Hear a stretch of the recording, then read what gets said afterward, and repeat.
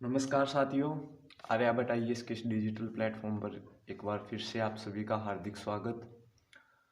और आपा कर रहे थे विजन आईएएस की मैगजीन, जिसके अंदर मैंने आपको एनवायरनमेंट का पोर्शन शुरू करवाया हुआ था।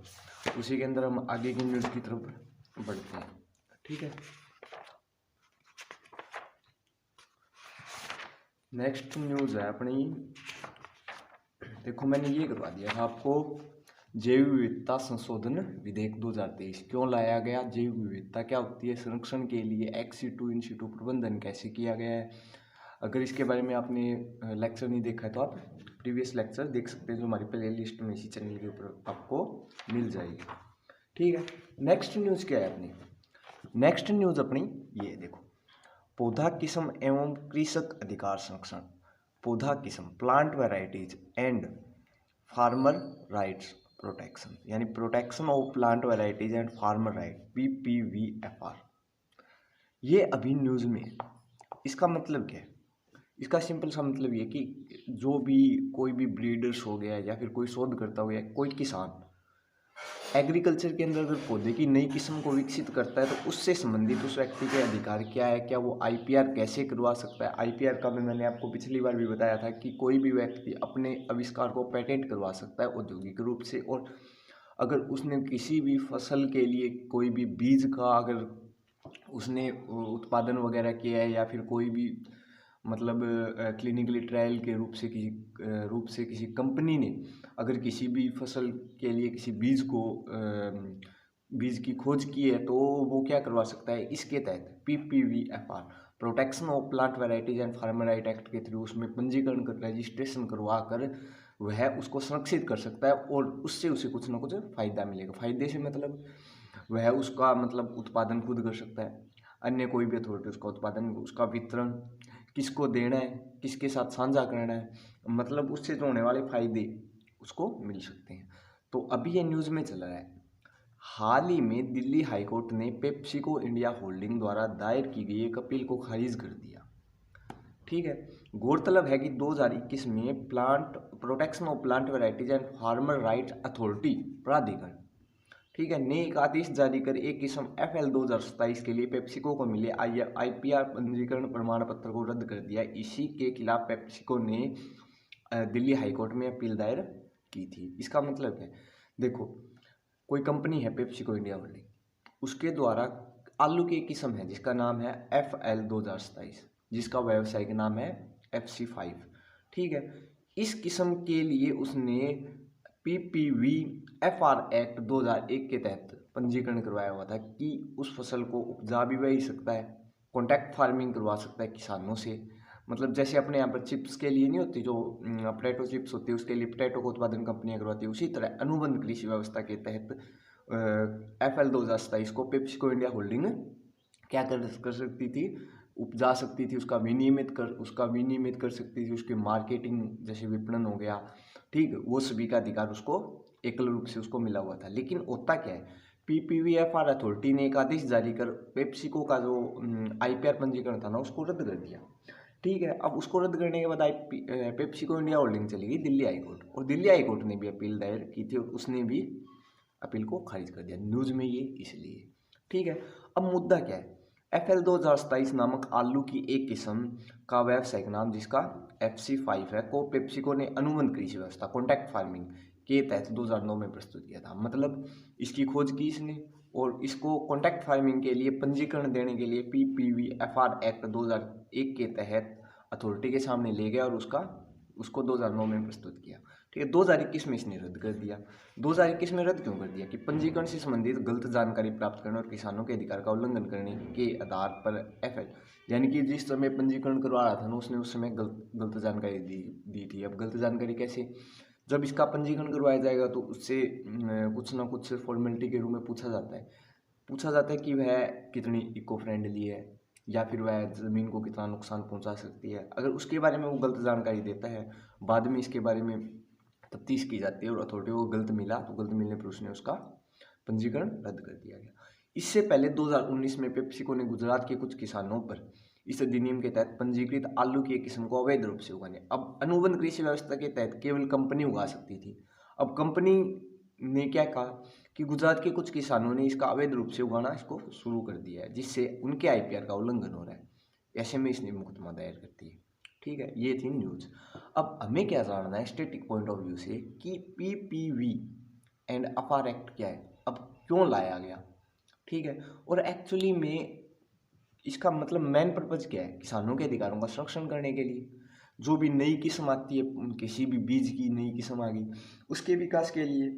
ठीक है, तो भारत में अगर कोई भी किसी भी बीज की नई किस्म या किसी भी फसल, कोई भी पौधे की प्रजाति का कि अगर कोई भी कंपनी या कोई भी किसान या कोई भी शोधकर्ता या कोई भी ब्रीडर्स अगर उसकी खोज करता है, तो वो उसे पीपीवी एफआर एक्ट 2001 के तहत protection of plant variety and farmer right act के थ्रू उसको क्या करा सकता है, रजिस्टर्ड करवा सकता है। ठीक है, उसके लिए भारत में यह कानून लाया गया है। ठीक है, यूपीएससी के पॉइंट ऑफ व्यू से एक साइंस एंड टेक्नोलॉजी के रिस्पेक्ट से बहुत अच्छा क्वेश्चन बनता है, साइंस एंड टेक के, क्योंकि साइंस एंड टेक और एनवायरनमेंट दोनों ही एक दूसरे से कोरिलेशन में जुड़े हुए हैं। ठीक है, ये वैसे तो एनवायरनमेंट में पढ़ा जाता है, लेकिन जब आप जेनेटिक टेक्नोलॉजी की बात करते हैं ना, तो उसके अंदर ये क्वेश्चन बनता है साइंस एंड टेक्नोलॉजी के अंदर। पीपीवी एंड अफार अधिनियम 2001 के बारे में कानून का निर्माण, यह कानून ट्रिप्स समझौते के अनुच्छेद 27(3)(b) के अनुसार लाया गया। फैक्चुअल डाटा है, ट्रिप्स एक्चुअली में वैश्विक स्तर के ऊपर डब्ल्यूटीओ द्वारा अपनाया गया जो आईपीआर से संबंधित एक समझौता है। ठीक है, उसके समझौते के अनुच्छेद अब इसका मुख्य उद्देश्य क्या है, उसका मुख्य उद्देश्य है पौधे की नई किस्मों को संरक्षण प्रदान करने के लिए। जो अंतर्राष्ट्रीय संघ है ना, उसके 1978 के उद्देश्यों के अनुरूप है। मतलब पूरी दुनिया में प्रजातियों के नए संरक्षण करने के लिए एक अंतर्राष्ट्रीय संघ बना हुआ है, जिसका नाम है international union for protection of new varieties of plants. ठीक है, UPOV, international union for protection of new varieties of plants. ठीक है, जिसका मुख्यालय कहाँ पर है, स्विट्जरलैंड के अंदर है। ठीक है, यह नई प्रजातियों के संरक्षण के लिए एक प्रभावी प्रणाली को बढ़ावा देता है, और जो भी नई मतलब नई किस्म का विकास हुआ है उसके विनियमन के लिए, उसकी मार्केटिंग के लिए, मतलब उसकी मतलब खोज का कोई नकारात्मक प्रभाव है, उन सब को विनियमित करने के लिए एक नोडल एजेंसी के रूप में पूरे वैश्विक स्तर पर यह कार्य करता है। यह नई मौजूदा तक किसानों द्वारा विकसित किस्मों, अब ये अपने वाले कानून की बात हो रही है। क्यों लाया गया कानून, ट्रिप्स के समझौते के अनुच्छेद 27(3)(b) के अनुसार लाया गया। दूसरी चीज़ की अगर मैं बात करूँ, यह अधिनियम किसके उद्देश्यों के अनुरूप है, यूपीओवी के 1978 के उद्देश्यों के अनुरूप है। अब ये कानून काम क्या करता है, यह नई मौजूदा व किसानों द्वारा विकसित किस्मों को संरक्षण प्रदान करने वाला दुनिया का एकमात्र आईपीआर कानून है।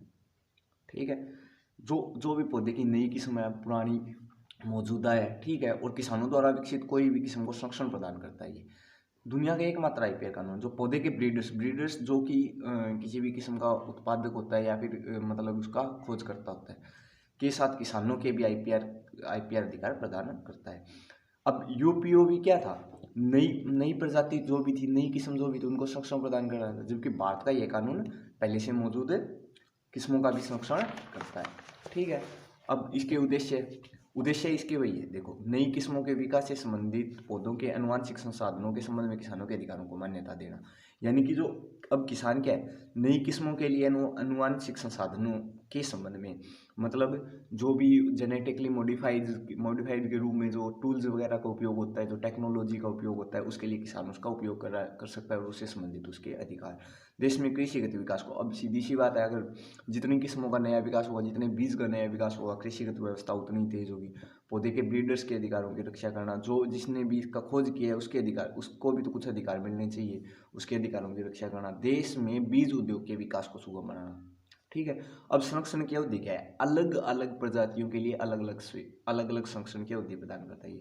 वृक्ष और लताओं के मामले में 18 वर्ष, यानी 18 वर्ष तक संरक्षण प्रदान करेगा ये। ठीक है, अन्य फसलों के लिए 15 वर्ष, पहले से मौजूद किस्मों के लिए 15 वर्ष। ठीक है, अब इसके लिए संस्थान या प्राधिकरण, तो मैंने आपको पहले ही बताया कि सबसे पहले तो है protection of plant varieties and farmer right authority का गठन किया गया है। ठीक है, अब भारत में एक अपीलेट व्यवस्था भी चली हुई है। भारतीय संविधान के भाग नंबर 13 के अनुच्छेद, हम एक कोई भी संस्थान अगर मान लो किसी भी संस्थान में अगर कोई गड़बड़ी होती है या कुछ भी भ्रष्टाचार वगैरह होता है, या फिर किसी को मतलब नियमों का उल्लंघन होता है, तो उसको मतलब कैरी आउट करते हो वहाँ पर सीधे सुप्रीम कोर्ट या हाई कोर्ट में न जाते हो, उसके लिए यहाँ पर सबसे पहले अपीलेट ट्रिब्यूनल में जा सकते हैं, वहाँ पर आप अपील दायर कर सकते हैं।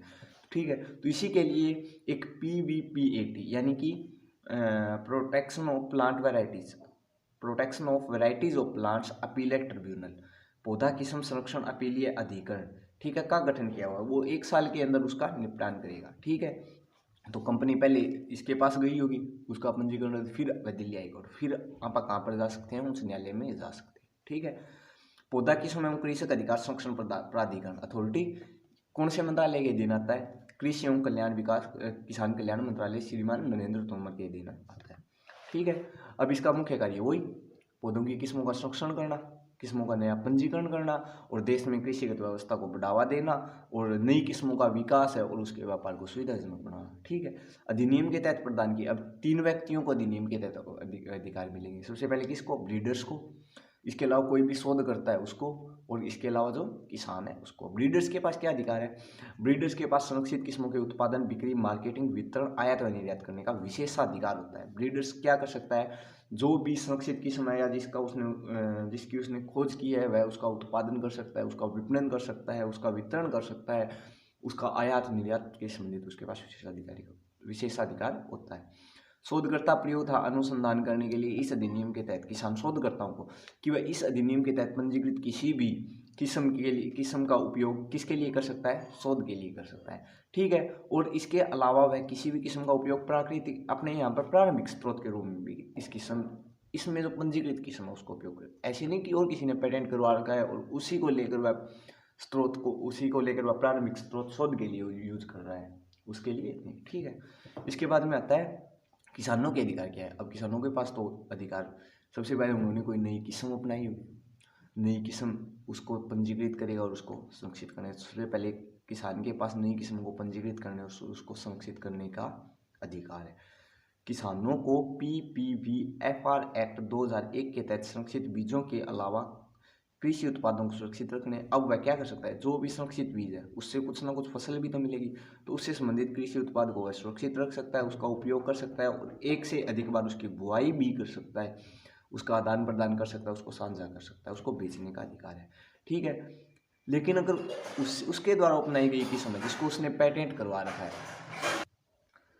किसानों के पास, किसान किसको नहीं कर संरक्षित किस्म के ब्रांडेड बीज को बेचने का अधिकार नहीं है। ठीक है, मान लो भी शोधकर्ता ने इसी को एक मतलब और ज़्यादा उसको जेनेटिकली मॉडिफाई करके और उसको ब्रांडेड में कन्वर्ट कर दिया, तो ब्रांडेड को बेचने का अधिकार उसके पास नहीं है। और इसके अंदर एक बढ़िया बात यह है कि अगर किसी भी किस्म को जो उसके अंदर उसने पंजीकृत करवा रखी है और वह उसका मतलब ट्रायल करता है या फिर उसको अपनी भूमि के ऊपर उपजाता है और अगर उसे उचित परिणाम नहीं मिलता, अपेक्षित परिणाम नहीं मिलता, तो गवर्नमेंट उसे कृषि अथॉरिटी उसे क्या देगी? मुआवजा भी प्रदान करेगी। ये था अपना PPVFR एक्ट 2001। ठीक है, अब इससे संबंधित चिंताएं क्या क्या है? सबसे पहली चिंता है बीजों तक सीमित पहुंच।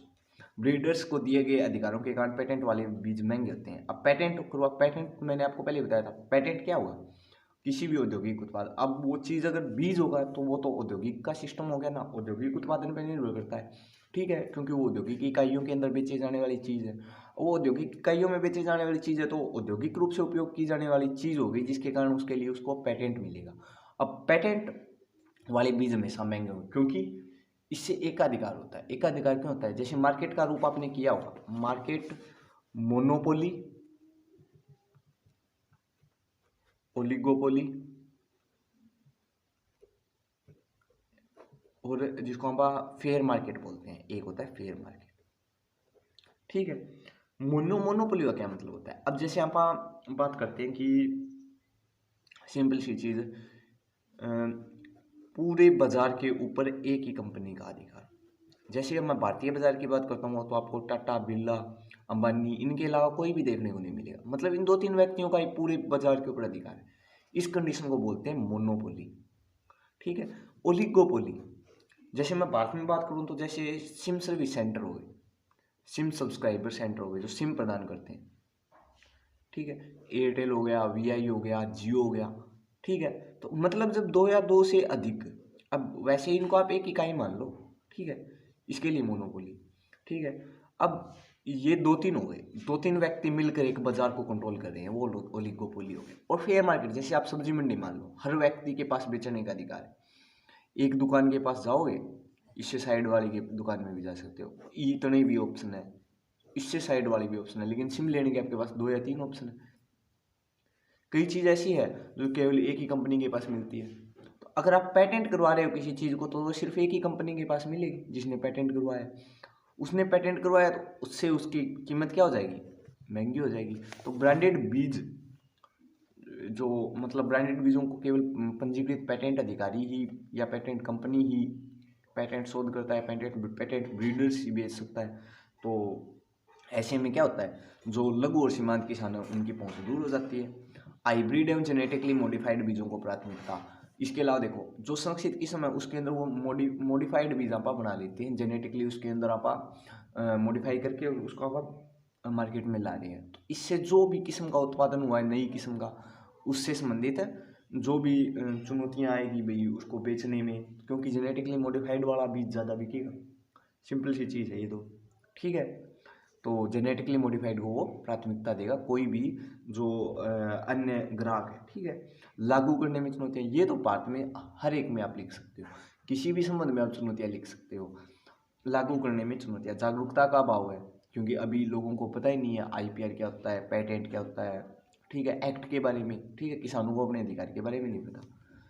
संसाधन व बुनियादी ढांचों में कमी जैसी चुनौतियों के कारण इस कानून को प्रभावी रूप से लागू करने की समस्या उत्पन्न हो रही है। बायोपायरेसी जैसी समस्या है। बायोपायरेसी का क्या मतलब होती है, क्या मतलब होता है, देखो मैं आपको बायोपायरेसी का सिंपल सा मतलब बताता हूँ कि आप मान लो किसी भी पर्वतीय क्षेत्र में रहते हो, ठीक है, और पर्वतीय क्षेत्र में रहते हुए आपको मतलब वहाँ का पारंपरिक ज्ञान के बारे में आपको पता है। पारंपरिक ज्ञान का मतलब जैसे कि वहाँ पर जड़ी बूटियों, जैसे हिमालयन ये, उससे कैंसर का इलाज होता है, तो आपको कोई ऐसी जड़ी बूटी पता है जो किसी भी चीज़ का इलाज कर सकती है, किसी भी रोग का, ठीक है। कोई भी कंपनी उस क्षेत्र में आती है और वहाँ पर उस क्षेत्र का निरीक्षण करते हुए वहाँ पर इन्वेंशन वगैरह करती है, और उस क्षेत्र से मतलब जो भी उसे संसाधन या जो भी उसे पेटेंट योग्य कोई भी वस्तु या कोई भी खोज मिलती है उसके ऊपर वह निवेश करती है।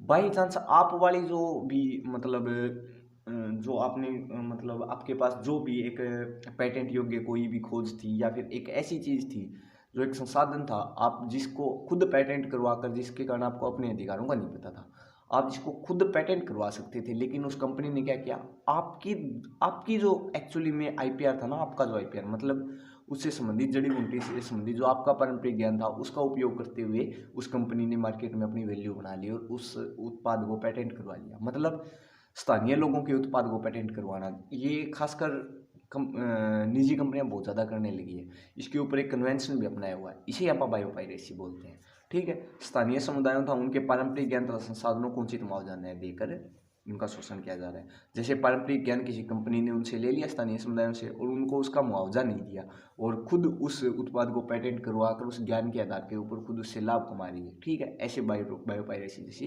चिंताएं, ठीक है। निष्कर्ष क्या है, वैसे तो पीपीवी एंड एफआर अधिनियम 2001 पादप ब्रीडर शोधकर्ताओं तो किसानों के हितों को संरक्षण को बढ़ावा देता है, लेकिन इसे जमीनी स्तर पर और अधिक प्रभावी बनाने की आवश्यकता है, ठीक है। ये छोड़ दीजिए, अब कोई दिक्कत नहीं। इसके नेक्स्ट टाइम अब हम बात करते हैं संक्षिप्त सुर्खियों की।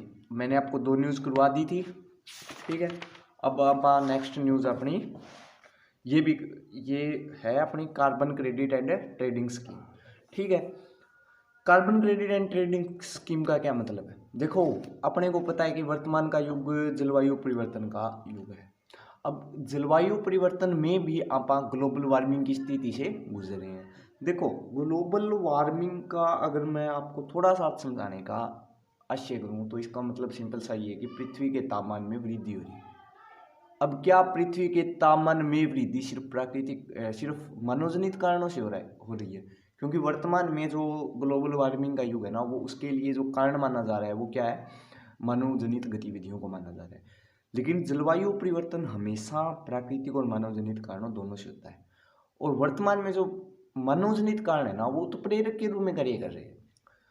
आज तक पूरी पृथ्वी अपने भूगर्भिक इतिहास के अंदर 5 बार जलवायु परिवर्तन के दौर से गुजरी है, और जलवायु परिवर्तन के दौर से गुजरने के दौरान उसने ग्लोबल वार्मिंग और ग्लोबल कूलिंग जैसी अनेक प्राकृतिक आपदाओं का सामना किया है। लेकिन वर्तमान में 5 के बाद ये छठी, जो कि ग्लोबल वार्मिंग की स्थिति पैदा कर रही है, उसके अंदर ये प्राकृतिक कारणों के अलावा मानव जनित कारणों से बहुत ज़्यादा प्रभावित हो रही है। तो उन मानव जनित कारणों में सबसे ज़्यादा जलवायु परिवर्तन में अहम रोल निभाने वाले हैं कार्बन बॉन्ड्स, कार्बन क्रेडिट्स, यानी कि कार्बन के जो जितने भी अपरूप है ना, वो जिसके अंदर जैसे मीथेन हो गया, कार्बन डाइऑक्साइड हो गया, नाइट्रोजन के जितने अपरूप है, नाइट्रोजन एलोट्रोपी जितनी भी है, नाइट्रस ऑक्साइड हो गया, ठीक है। तो वर्तमान में कार्बन जलवायु परिवर्तन से निपटने के लिए दुनिया भर में COP25 कॉन्फ्रेंस ऑफ सम्मेलन, UNFCCC का गठन, ICUN जैसी प्रबुद्ध संस्थाओं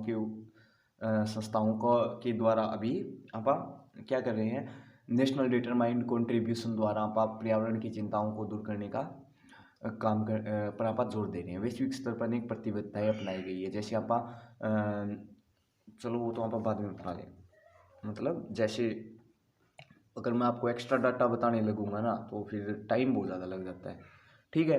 तो कार्बन क्रेडिट व ट्रेडिंग स्कीम किसकी बात करता है, जैसे नाम से ही पता चल रहा है, कार्बन की क्रेडिट की ट्रेडिंग, ट्रेडिंग का मतलब व्यापार, तो कार्बन का व्यापार। भारत के विद्युत मंत्रालय ने कार्बन क्रेडिट ट्रेडिंग स्कीम को अधिसूचित किया है। विद्युत मंत्रालय ने क्या कहा है कि अगर कोई भी आप कि एक कार्बन बाजार आप विकसित कीजिए। कार्बन बाजार का सिंपल सा मतलब क्या है कि कोई भी एक कंपनी या कोई भी उद्योग एक उत्सर्जक है ना, ठीक है, वो क्या काम करे, वो अगर कितना कार्बन उत्सर्जित कर रहा है वो एक लिमिट निर्धारित कर दे। फिर आप अगर उसने लिमिट से ज़्यादा अगर उसने कार्बन का उत्सर्जन किया तो वो अपने उसे अन्य कार्बन क्रेडिट खरीदने पड़ेंगे जिस भी उत्सर्जक ने लिमिट से कम कार्बन का उत्सर्जन किया है, उसके लिए उन्हें कार्बन क्रेडिट एक कार्बन क्रेडिट प्रमाण पत्र भी प्रदान करेंगे, ठीक है। तो विद्युत मंत्रालय ने कार्बन क्रेडिट ट्रेडिंग स्कीम को अधिसूचित किया है। CCTS 2023 योजना में एक कार्बन क्रेडिट ट्रेडिंग बाजार को स्थापित करने का प्रावधान किया गया, जिसमें कार्बन क्रेडिट ट्रेडिंग बाजार में क्या होगा, आप कार्बन की खरीद बेच करेंगे, ठीक है। यह भारतीय अर्थव्यवस्था को विकार्बनित करने के लक्ष्य को मदद करेगा। अब भारत ने एक तो पंचामृत घोषित किया हुआ है, अपने यहाँ पर नेशनल डिटरमाइंड कॉन्ट्रीब्यूशन भी आपने COP15 में दिए थे 2021 में पेरिस में। इसके अलावा ग्लासगो में COP26 में अपना ने पंचामृत की घोषणा की थी। मतलब कि आप कार्बन उत्सर्जन को कम करेंगे, 2070 तक आप कार्बन की नेट न्यूट्रलिटी रेट को आप प्राप्त करेंगे। मतलब कि आप कार्बन का 2070 तक कार्बन का कोई भी उत्सर्जन नहीं करेंगे, जीरो उत्सर्जक देश आप बन जाएंगे, शून्य उत्सर्जक देश आप बन जाएंगे, ठीक है। तो भारत 2030 तक कार्बन उत्सर्जन में 2005 के स्तर में 45% तक की कटौती करने के लिए प्रतिबद्ध है। CCTS की घोषणा पहली बार ऊर्जा संरक्षण अधिनियम 2001 के तहत की गई थी। अब इसे ऊर्जा संरक्षण संशोधन विधेयक 2022 के तहत संशोधित किया गया है, ठीक है। किसने किया अभी कार्बन क्रेडिट ट्रेडिंग स्कीम, विद्युत मंत्रालय ने जारी की है। विद्युत मंत्रालय ने किसके लिए जारी की है, ताकि आप भारत में भी कार्बनिक लक्ष्य को प्राप्त कर सकें, ठीक है। 2030 तक आप 2005 के 70 से 45% तक की कटौती करने के लिए आप प्रतिबद्ध है इन उद्देश्यों को पूरा करने के लिए। अब आता है CCTS के मुख्य बिंदु क्या है। अब देखो यहाँ से आप कार्बन बाजार की एक प्रणाली समझ लो, ठीक है। इस प्रणाली में वो क्या कह रहे हैं कि मान लो कोई भी ए उत्सर्जक है, ठीक है, उसने कुछ ना कुछ GHG उत्सर्जन किया हुआ है, ग्रीन हाउस गैसेज, जो कि कार्बन को बढ़ाती है, ठीक है। और कोई भी उत्सर्जक भी है, उसने भी GHG उत्पादन किया होगा। अब मान लो उसने इतना किया है, उत्सर्जक ए ने इतना उत्पादन किया है, इतना उत्सर्जन किया, उसने इतना किया है, लिमिट मैंने ये रख दी, मान लो ये लिमिट है, ठीक है। तो इसने तो सीमा से कम उत्सर्जन किया और इसने सीमा से ज़्यादा किया है, तो इसको आप एक प्रमाण पत्र जारी करेंगे, जिसको आप कार्बन क्रेडिट प्रमाण पत्र बोलेंगे।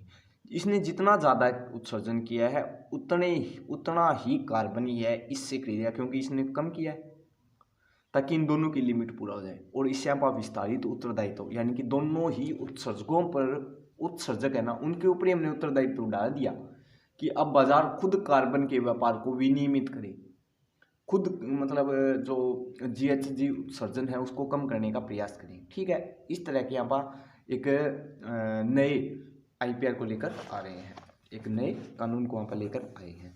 ठीक है, अब इसके मुख्य बिंदु क्या है? एक राष्ट्रीय संचालन समिति अर्थात Indian carbon market governing board का गठन किया गया है। कार्बन मार्केटिंग गवर्निंग बोर्ड का गठन किया जाएगा। विद्युत मंत्रालय के सचिव इसके पदेन अध्यक्ष होंगे, जबकि पर्यावरण, वन व जलवायु परिवर्तन मंत्रालय के सचिव इसके साथ सह अध्यक्षता करेंगे। मिनिस्ट्री ऑफ इलेक्ट्रिसिटी के जो सचिव है वो इसके पदेन अध्यक्ष होंगे। उसी के साथ सह अध्यक्षता कौन करेगा? मिनिस्ट्री ऑफ FECC के अध्यक्ष करेंगे, मतलब कि सचिव करेंगे। भारतीय कार्बन बाजार के कार्यों को यह शासित करेगा, ठीक है, और उसकी देखरेख में काम करेगा। इसके अलावा हमने एक अन्य एजेंसी बनाई है जिसका नाम है ऊर्जा दक्षता ब्यूरो। ऊर्जा दक्षता ब्यूरो कार्बन बाजार का प्रशासक होगा, एडमिनिस्ट्रेटर होगा, जो इस निम्नलिखित कार्य करेगा। सबसे पहले उत्सर्जन की कमी करने के लिए लक्ष्य निर्धारित करेगा। कार्बन क्रेडिट प्रमाण पत्र, यानी कि इनको कार्बन क्रेडिट प्रमाण पत्र कौन जारी करेगा? ऊर्जा दक्षता ब्यूरो जारी करेगा।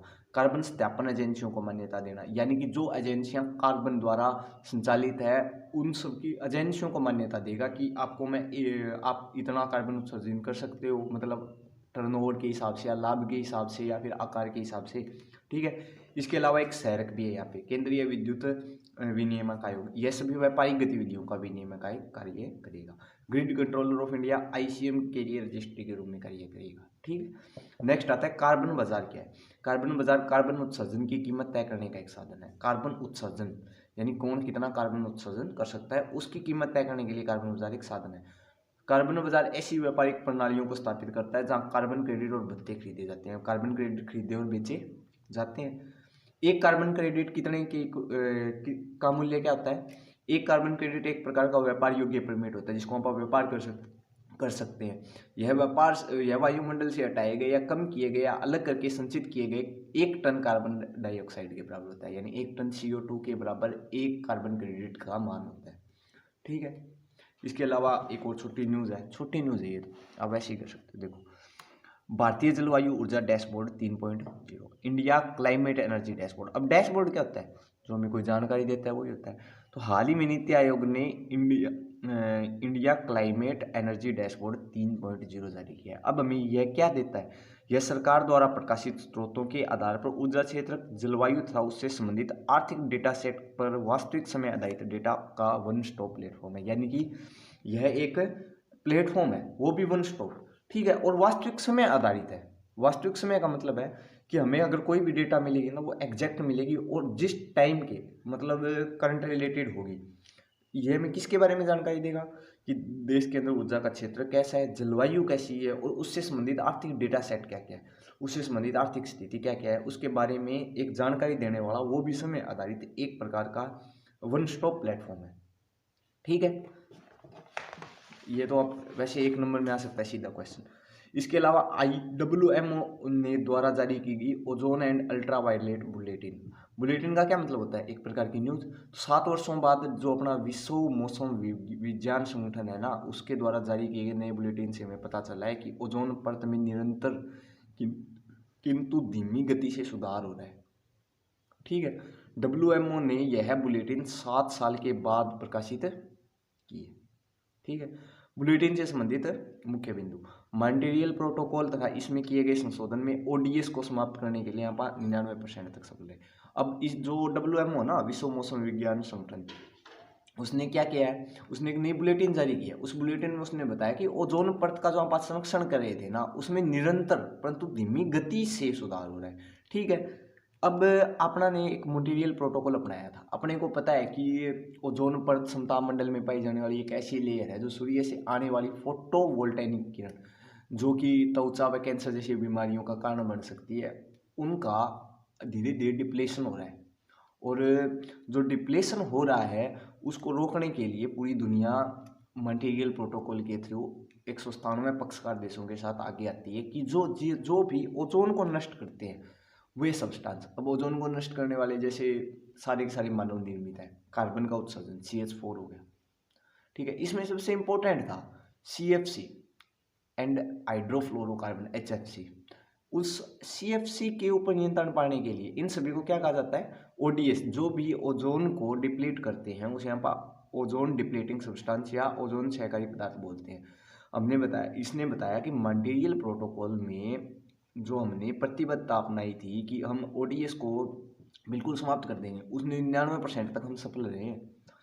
ठीक है, ओडीएस वातावरण में लंबे समय तक रहने वाले मानव निर्मित रसायन हैं, जैसे एचएफसी, सीएफसी हो गया। सीएफसी जो रेफ्रिजरेटर वगैरह से निकलता है, ये सुरक्षात्मक ओजोन परत को नष्ट कर देते हैं। जनवरी 2022 में हो अंगा टोंगा हंगा हा पाई ज्वालामुखी प्रस्फुटन ने समताप मंडल में जलवाष्प की मात्रा को 5 से 10% तक बढ़ा दिया। यह ज्वालामुखी पश्चिमी प्रशांत क्षेत्र में समुद्री सतह के नीचे स्थित है।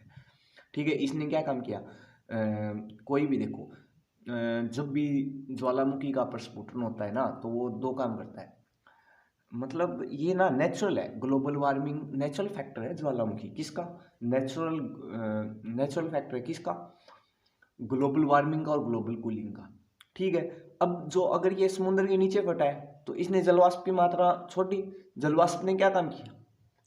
ऊर्जा को अवशोषित कर लिया। ऊर्जा को अवशोषित कर लिया क्योंकि जलवाष्प होगा, वो ऊर्जा को अवशोषित करेगा। ऊर्जा को अवशोषित करेगा, साइड का टेम्परेचर वो गिर जाएगा, इससे ग्लोबल कूलिंग हुई। तो जिसके कारण ये जो हंगा टोंगा हंगा हा पाई ज्वालामुखी है ना, इसने अपने यहाँ पर ग्लोबल कूलिंग जैसी स्थिति पैदा कर दी, जिसके कारण यहाँ पर ओजोन का मतलब जो सीएफसी पदार्थ है ना, उनका इवेपोरेशन ही नहीं हो पाया, जिसके कारण वो ऊपरी नहीं, जो समताप मंडल से ऊपरी समताप मंडल तक पहुंच ही नहीं पाए, जिसके कारण हमें इसका निरंतर सुधार की में स्थिति मिल रही है। ठीक है, पृथ्वी के लगभग 90% ओजोन सौ मंडल के समताप मंडल क्षेत्र में पाई जाती है। ठीक है, नेक्स्ट ये भी छोड़ देना, ये भी कोई इंपॉर्टेंट नहीं है। एक क्वेश्चन और कर लेते हैं आप, वनस्पति जात और प्राणी जात का डेटाबेस, यानी कि फ्लोरा और फौना। फ्लोरा क्या होती है? फ्लोरा किसी भी क्षेत्र में पाई जाने वाली वनस्पतियों की प्रजातियां होती है। फौना क्या होती है? प्राणी जात की, जंतु वगैरह की। अब हमारे यहाँ पर भारत के अंदर जितनी भी फ्लोरा और फौना है, फ्लोरा की स्टडी के लिए अपना ने बोटनिकल सर्वे ऑफ इंडिया का गठन किया हुआ है, और जितनी भी जंतुओं की प्रजातियां हैं, फौना की जितनी भी प्रजातियां हैं, उसके लिए अपना ने जूलॉजिकल सर्वे ऑफ इंडिया का, ठीक है, गठन ही किया हुआ है। ठीक है, तो भारत ने अपने जीव जंतुओं के डेटाबेस में 664 जंतु प्रजातियों और वनस्पतियों के डेटाबेस में 339 नई प्रजातियों को शामिल किया है। ठीक है, किसने किया है? अपने यहाँ पर पर्यावरण वन व जलवायु परिवर्तन मंत्रालय ने यह लिस्ट तैयार की थी। किसकी सहायता से? Botanical survey of India and zoological survey of India की सहायता से। इसने क्या बताया कि भारत में कुछ जंतुओं और वो जो वनस्पति है उनकी कुछ नई प्रजातियां मिली है, और ये सबसे ज़्यादा प्रजातियां हमें केरल में मिली है। ठीक है, इनमें जो हमें जीव जंतुओं की नई प्रजातियां मिली है उसमें है मिनियोप्टस फिलिप्सी, जो कि लंबी उंगलियों वाला चमगादड़ है। ठीक है, इसके अलावा है गिलस्क्रोपस मेगालियनस। ठीक है, यह एक बांस वृक्ष पर रहने वाला चमगादड़ है जो मेघालय में पाया जाता है। सेला मकैक और मकेका ल्यूकोजेंस, ये किसकी है? मके की एक प्रजाति है। ठीक है, ये आप याद कर लेना। कैसे पूछेगा वो? अगर यूपीएससी क्वेश्चन पूछती है ना तो क्या काम करेगी? जैसे ये नाम दे दिया गिल्सक्रोपस और नेक्स्ट नाम दे दिया मिनियोप्टस। ठीक है, ये नाम देने के बाद वो क्या काम करेगी कि ये बताओ ये किसकी प्रजाति है। इस तरह का एक क्वेश्चन करंट बेस्ड पूछ सकता है। ठीक है, वनस्पतियों की नई प्रजाति जैसे केलेथे लेमेलोसा और नंदा देविया पुसलकर और नीलगिरियला पुसलकर। जैसे नीलगिरी कहाँ पे पाई जाती है? दक्षिणी पश्चिमी घाट में, तो ये नीलगिरी पुसलकर किसकी प्रजाति हो गई? दक्षिणी पश्चिमी घाट की स्थानीय प्रजाति हो गई। अब कहाँ पे मिलेगी? केरल, कर्नाटक और तमिलनाडु में मिलेगी। नंदा देवी या पुसलकर, नंदा देवी कहाँ पे मिलता है? नंदा देवी पर्वत श्रृंखला कहाँ पे है? उत्तराखंड में। तो है उत्तराखंड की तलहटी में पाई जाती है और गहरी भारी घाटियों में पाया जाता है। कैलेथेलेमलेसा या आर्किड की प्रजाति है, जो पहले चीन और म्यांमार में पाई गई थी और अब इसे भारत के नागालैंड के कोहिमा में जाम्बू पर्वत श्रृंखला में खोजा गया है। ठीक है, ये देख लेना BSI और GSI क्या है। ठीक है दोस्तों, तो हमने क्या किया? सबसे पहले हमने एक न्यूज़ की जो किससे संबंधित थी? Protection of plant varieties and farmer right act, जिसके अंदर अपना ने किसानों के अधिकार, ब्रीडर्स के अधिकार और जो भी शोधकर्ता है उसके अधिकारों के बारे में हमने देखा। अब नेक्स्ट टाइम यहाँ पर 2 न्यूज़ और कर चुके हैं, 2 या 3 न्यूज़। ये कितनी होगी? कार्बन क्रेडिट ट्रेडिंग स्कीम के बारे में हमने जाना, और उसके बाद में हमने जाना भारत में जलवायु ऊर्जा का डैशबोर्ड जो नीति आयोग द्वारा दिया हुआ है। ठीक है, जो हमें ऊर्जा क्षेत्र, जलवायु और अन्य संबंधित आर्थिक डेटाबेस के बारे में देने वाला समय आधारित एक वन स्टॉप प्लेटफॉर्म है। इसके बाद में हमने जाना कि जो WMO उसने एक बुलेटिन जारी की है ओजोन से संबंधित। हमने बताया कि 90% तक आप मॉन्ट्रियल प्रोटोकॉल की प्रतिबद्धताओं में सफल रहे। और फिर हमने बताया कि BSI और GSI की सहायता से मिनिस्ट्री ऑफ जो फॉरेस्ट एनवायरनमेंट और क्लाइमेट चेंज ने जो नई सूची भारत में फ्लोरा और फौना की तैयार की है उसको संकलित किया गया है। ठीक है दोस्तों, तो इसी के साथ आप नेक्स्ट टाइम लेकर आते हैं आपके लिए बाद में टाइगर रिजर्व की स्थिति क्या है और कुछ गम्बूसिया एफिनिस यानी एक ऐसी मछली जो मच्छरों के प्रकोप को घटा सकती है और क्रिप्टोबायोसिस जैसी स्थितियां भी जिसके ऊपर साइंटिस्ट वर्क कर रहे हैं। तो आशा करता हूं दोस्तों कि आप सभी को विजन आई इसकी मैगजीन अच्छे से समझ में आ रही होगी और कृपया करके प्लीज़ चैनल को लाइक शेयर एंड सब्सक्राइब अवश्य करें दोस्तों। धन्यवाद।